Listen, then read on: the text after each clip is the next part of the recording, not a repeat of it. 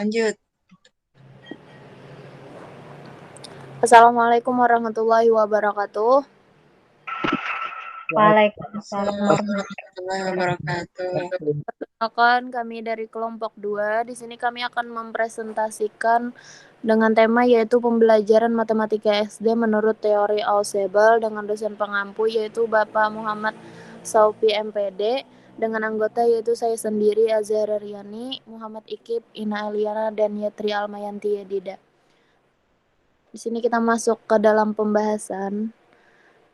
Terdapat beberapa poin. Yang pertama yaitu kemampuan akhir yang diharapkan mahasiswa mampu memahami landasan pembelajaran matematika SD menurut teori Ausubel.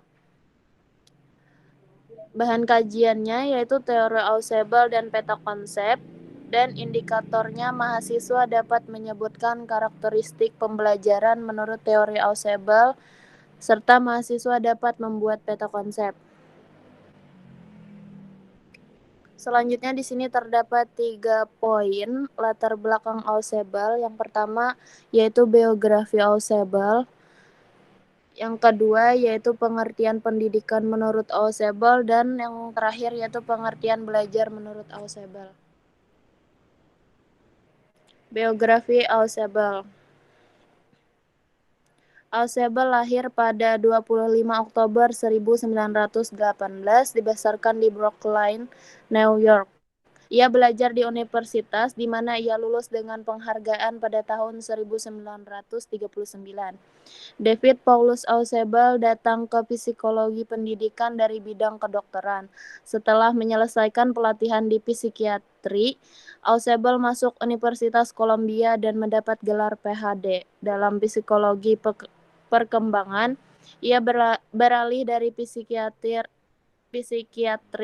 psikologi dalam rangka untuk mengajar karir akademis di pengajaran dan penelitian. Pengertian pendidikan Ausubel. Pendidikan adalah pembelajaran, pengetahuan, keterampilan, dan kebiasaan sekelompok orang yang diturunkan dari satu generasi ke generasi berikutnya melalui pengajaran, pelatihan, atau penelitian. Pendidikan sering terjadi di bawah bimbingan orang lain, tetapi juga memungkinkan secara otodidak. David Ausubel adalah seorang ahli psikologi pendidikan. Ausubel menyatakan belajar dilakukan dengan reception learning.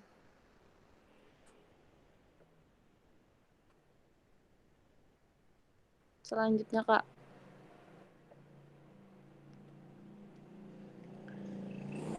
Nah, di sini pengertian belajar Ausubel. Yang pertama, belajar adalah perubahan yang relatif permanen dalam perilaku atau potensi perilaku sebagai hasil dari pengalaman atau latihan yang diperkuat.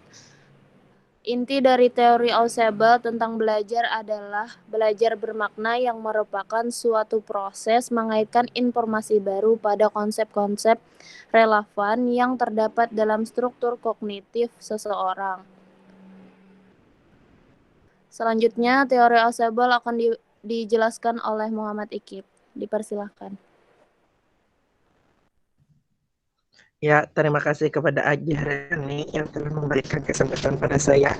Nah, teori Ausubel, menurut Ausubel ada 2 jenis. Yang pertama, belajar bermakna. Nah, proses belajar di mana informasi baru dihubungkan dengan struktur pengertian yang sudah dimiliki seseorang dalam belajar. Yang kedua, belajar menghafal. Nah, siswa dapat menerima dan menguasai bahan yang telah diberikan seorang guru. Kemudian, inti teori Ausubel dapat dikaitkan bermakna bila informasi yang dipelajari seperti peserta didik disusun sesuai struktur kognitif yang dimiliki peserta didik, sehingga peserta didik mampu mengingatkan informasi. Ya, kemudian.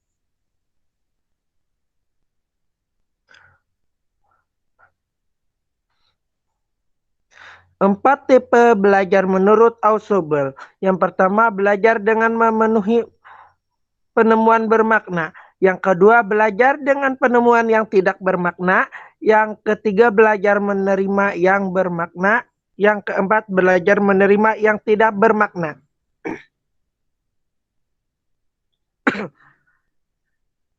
Ada dua fase penerapan teori Ausubel, yaitu fase perencanaan dan yang kedua fase pelaksanaan.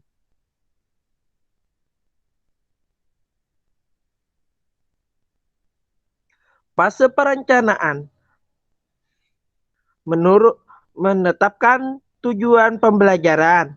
Yang kedua, mengetahui latar belakang pengetahuan siswa. Yang ketiga, membuat struktur materi. Nah, fase pelaksanaan.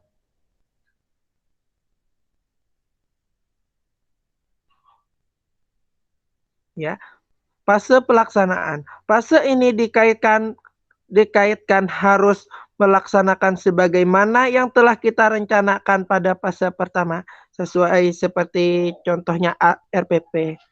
Nah, kemudian ya, jenis belajar Ausubel. Jenis belajar Ausubel adalah yang dikenal dengan teori belajar bermakna. Pembelajaran dilaksanakan dengan menggunakan metode ceramah. Walaupun metode yang digunakan metode ceramah, guru tidak perlu pesimis akan kebermaknaan materi yang telah disampaikan, asalkan selalu dikaitkan dengan pengetahuan yang dimiliki siswa.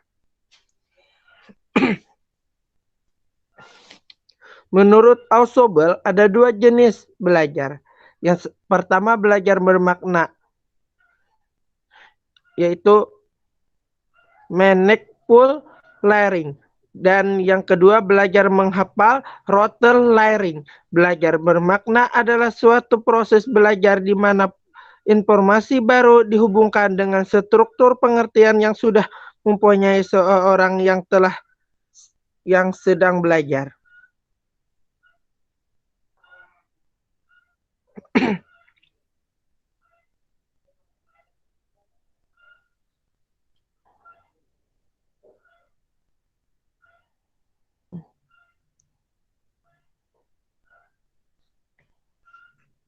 Ya.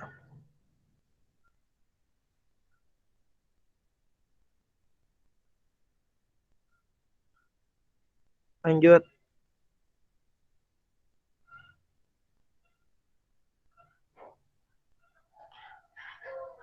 Apa yang dimaksud dengan teori Ausubel? Nah, Ausubel memberikan penekanan pada pentingnya pembelajaran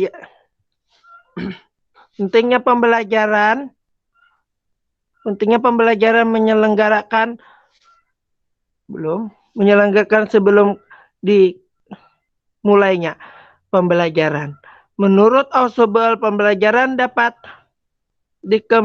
dikelompokkan dalam sudut intervensi dengan cara informasi atau materi yang disajikan pada siswa melalui penerimaan atau penemuan.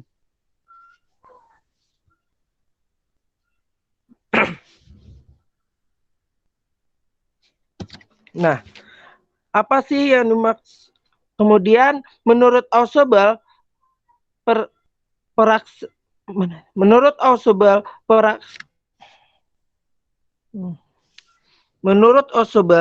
syarat belajar bermakna ada dua sebagai berikut, yaitu materi yang akan dipelajari harus bermakna.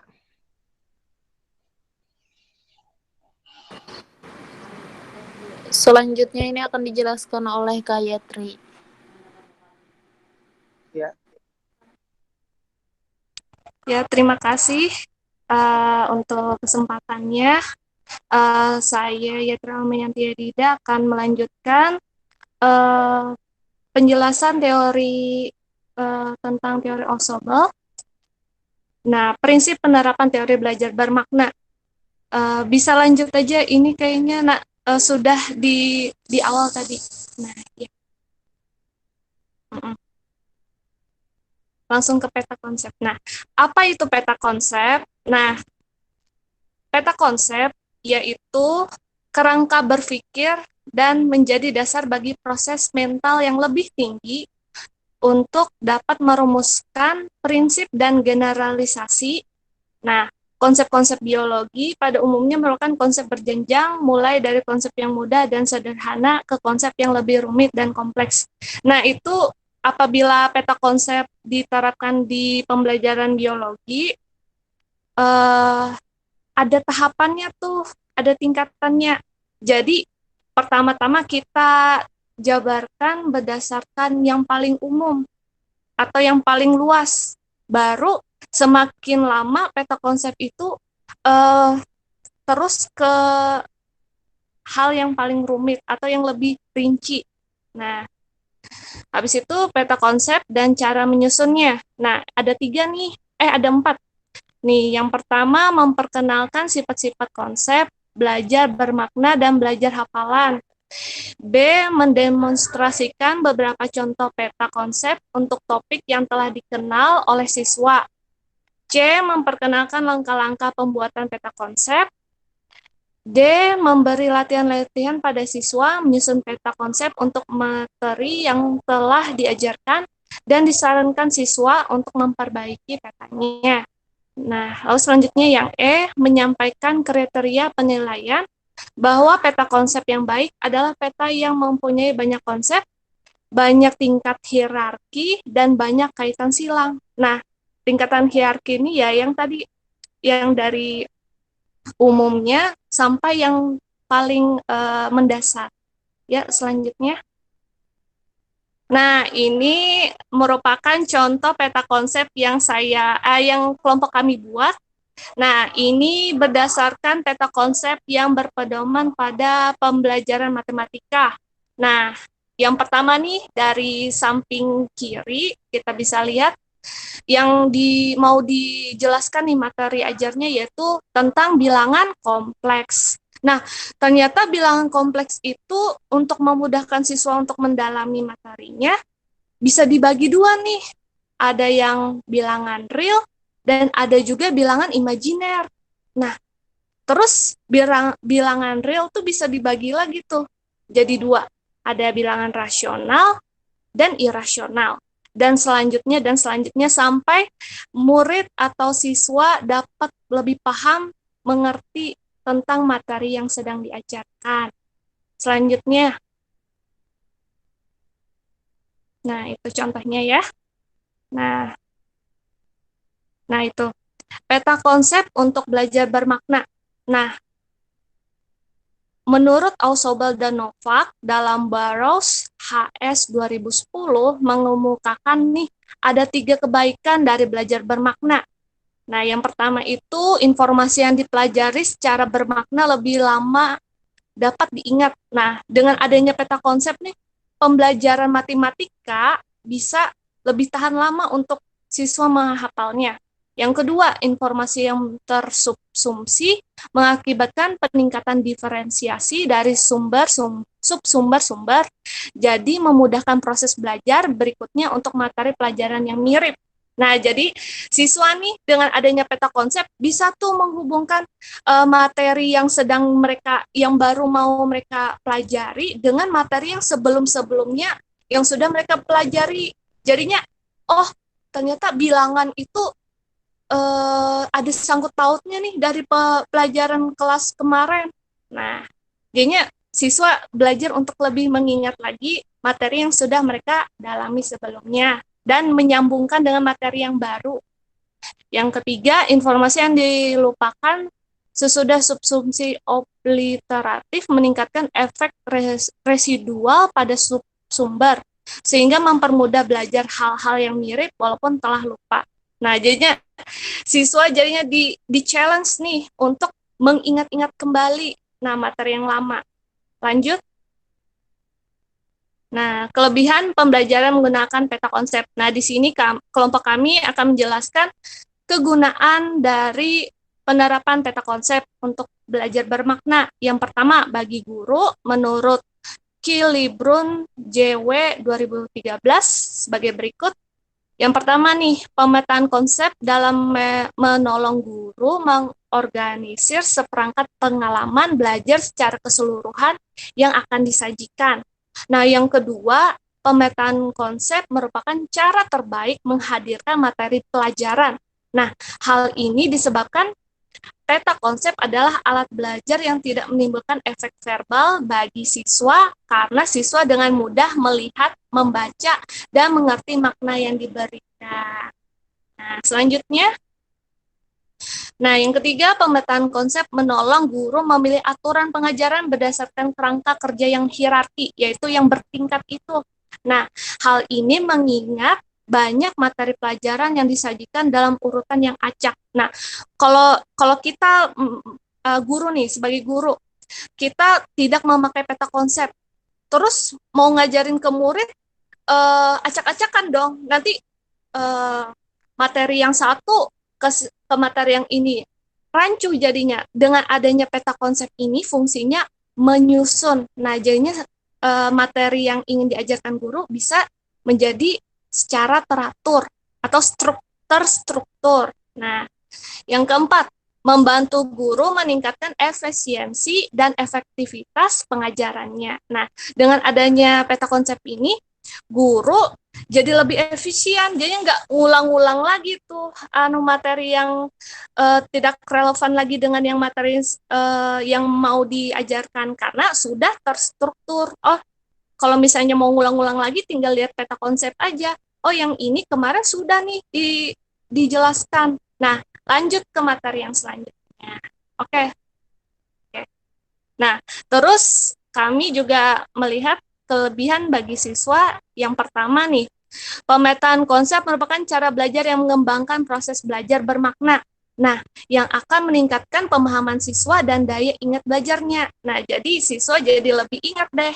Yang kedua, dapat meningkatkan keaktifan dan kreativitas berpikir siswa. Nah, hal ini menimbulkan sikap kemandirian belajar yang lebih pada siswa. Nah, jadi siswa lebih mandiri nih. Jadi mereka bisa langsung melihat peta konsep, terus mereka bisa mencerna langsung dengan melihat peta itu sendiri. Nah, yang ketiga, mengembangkan struktur kognitif yang terintegrasi dengan baik yang akan memudahkan belajar. Nah, yang keempat, dapat membantu siswa melihat makna materi belajar secara lebih komprehensif dalam setiap komponen konsep-konsep dan mengenali hubungan antara konsep-konsep tersebut. Ya, selanjutnya. Ini maaf ya nih, orang tua lagi nonton bola itu. Jadinya nyaring itu. Nah, yang selanjutnya, dengan menerapkan suatu konsep ada metode atau strategi pembelajaran. Nah, metode pembelajaran ada strategi bagaimana guru menerapkan kegiatan pembelajaran dengan materi pelajaran yang harus mereka pelajari. Nah, tujuannya adalah agar pengetahuan yang diinformasikan guru dapat dikuasai oleh siswa. Nah, jadi dengan adanya peta konsep itu, siswa jadi lebih menguasai tuh materi yang akan dipelajari. Nah, pengetahuan yang diinformasikan guru dapat dikuasai oleh siswa, dapat dikatakan bahwa metode mengajar melalui mode-mode pembelajaran dapat mendorong atau memberikan motivasi kepada siswa untuk memahami serta menerapkan suatu konsep. Ya, selanjutnya. Habis kayaknya deh. Kesimpulan. Oh ya, kesimpulan. Saya serahkan kepada Azahra. Ya, terima kasih. Nah, baik, itulah tadi presentasi dari kami. Yang ingin bertanya, dipersilahkan kepada teman-teman. Saya ingin bertanya. Iya, Kak. Perkenalkan, nama saya Zaratul Husna. Saya ingin bertanya kepada kelompok 2. Nah, tadi dijelaskan tentang belajar bermakna.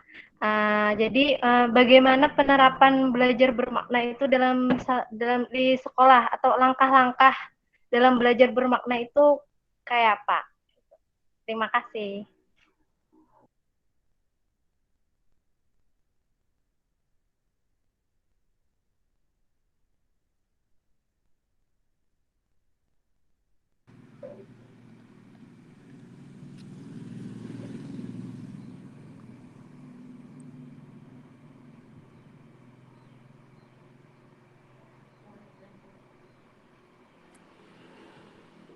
Gayatri, jika ingin menjawab dipersilahkan terlebih dahulu. Oh, Ikip Atau Kak dulu atau Ajahra dulu? Kakak kayaknya menambahkan.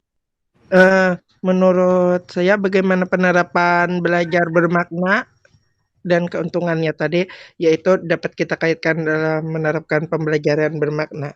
Menerapkan pembelajaran bermakna, sikap, gaya, dan pengajaran, menyampaikan materi pembelajaran dan strategi atau metode pengajaran dan yang terakhir ada media pembelajaran. Nah, itu jawabannya.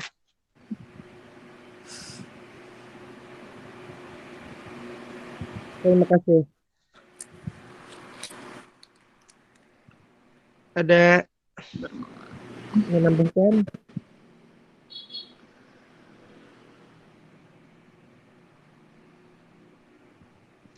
Ada yang menambahkan jawabannya? Oh iya. Nah, hendak menambahkan tadi pertanyaannya bagaimana penerapan teori belajar ya? Bisa. Iya. Nah, ini berdasarkan pembelajaran teori belajar bermakna. Nih, yang pertama itu menetapkan tujuan pembelajaran agar siswa memahami dan terampil menggunakan aturan dan rumus-rumus. Nih, misalnya di pembelajaran matematika nih. Jadi, guru tuh harus tujuannya nih, tujuan pembelajaran materi dengan belajar bermakna nih, tujuannya apa nih yang mau dicapai?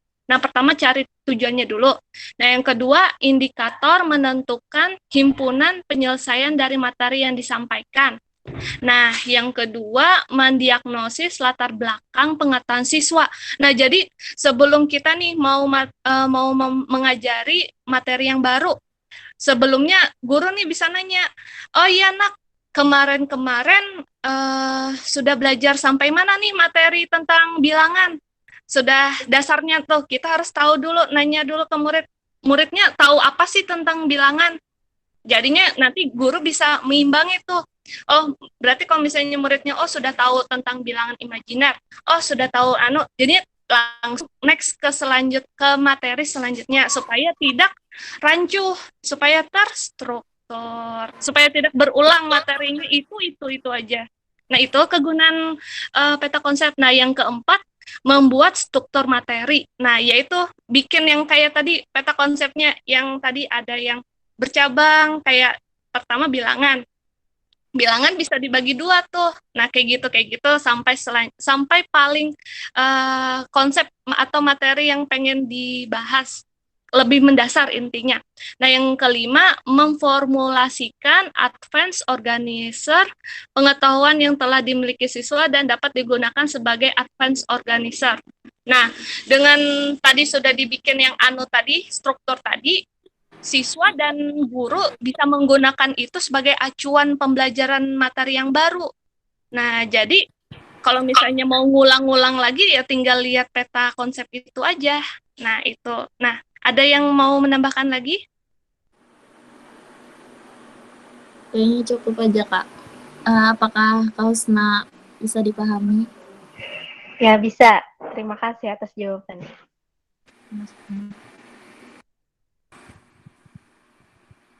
Yang lain jika ingin bertanya, dipersilahkan. Izin bertanya. Ya, Kak. Untuk guru itu menyediakan peta konsepnya sebelum materi baru, apa semua ketika sudah dijelaskan semuanya baru bikin peta konsep? Sekian.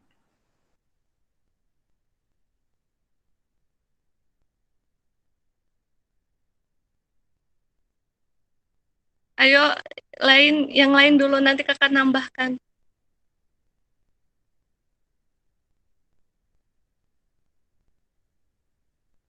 Apa tadi pertanyaannya? Tadi kan teori Ausubel ini ada ciri khasnya peta konsep. Nah, peta konsepnya itu dibuat setelah semua materi selesai, baru dibuat peta konsep, apa sebelum memulai materi baru? Jadi semua sudah dibikin gitu, baru diperlihatkan ke siswanya. Yang mana? Apa tadi lah? Belum ada. Itu tadi maaf menjawab dulu karena Kak Yatri nambahkan untuk menyusun rencana pembelajarannya Kak. Ini menyusun apa tadi? Menyusun materi pembelajaran. Ini itu kita rencanakan bagaimana sistem pembelajarannya. Nah, lalu kita terapkan pada pembelajaran berikutnya. Itu Kak. Bisa nambah kayak Tre. Ya, terima kasih. Nah, tadi pertanyaannya itu digunakan, dibuatkah atau digunakan, Dek? Dibuatnya. Oh, nah kalau untuk pembuatan sendiri, nah kan seperti yang katanya Ikep tadi, dirancang dulu nih. Rencana kan tadi pertama untuk membuat peta konsep itu tujuan pembelajaran. Nah, jadi misalnya pembelajaran yang sebelumnya sudah ada, kan itu kan misalnya kayak SD kelas 6 misalnya, kelas 5. Yang kelas 5 tuh misalnya sudah belajar tentang operasi hitung A. Nah, ternyata pas sudah ke yang ke kelas 6 ini lebih rumit nih, lebih kompleks. Jadi untuk apa nih pembuatan peta konsep itu menurut kami pertama tadi yaitu tujuannya, baru bikin kerangkanya itu. Tapi kerangkanya bisa disesuaikan dengan materi ajar yang baru atau materi ajar yang mau dipelajari. Nah, misalnya kan tadi tentang bilangan. Nah, terus pas mau pembelajaran yang kelas 6 itu ternyata cuma mempelajari tentang bilangan real. Nah, jadinya yang bilangan itu nggak perlu dimasukkan lagi tuh. Jadi langsung ke yang fokus materinya paling atas yang atau sub sub menunya apa tuh main menunya itu tentang bilangan real. Nah, terus cuman bilangan real aja yang dijabarkan. Yang tentang bilangan bisa dibagi jadi bilangan imajiner atau bilangan real tadi nggak perlu lagi karena itu sudah yang materi sebelumnya. Jadinya peta konsep baru untuk untuk mempelajari materi yang baru juga. Ya, terima kasih. Ada yang mau nambahkan lagi?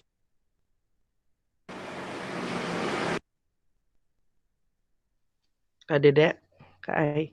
Mungkin Sudah kayaknya, Kak.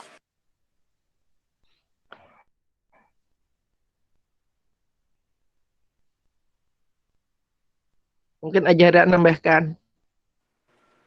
Ada yang ditambahkan Ajara? Sudah cukup.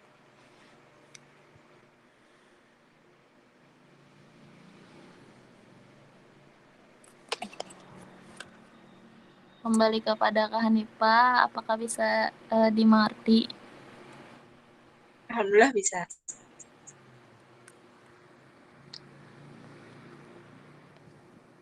Ya, terima kasih kepada teman-teman yang telah memberikan pertanyaan kepada kelompok kami. Saya cukupkan presentasi kami pada hari ini. Jika ada salah, mohon maaf. Wassalamualaikum warahmatullahi wabarakatuh. Waalaikumsalam warahmatullahi wabarakatuh. Ya, terima kasih.